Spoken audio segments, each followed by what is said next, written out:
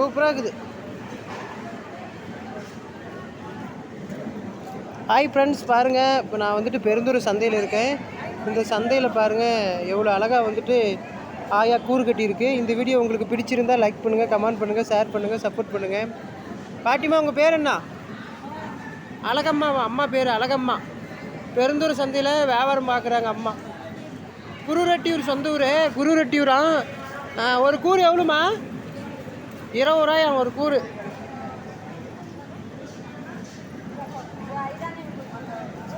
நல்லா அழகாக இருக்குது பாட்டி.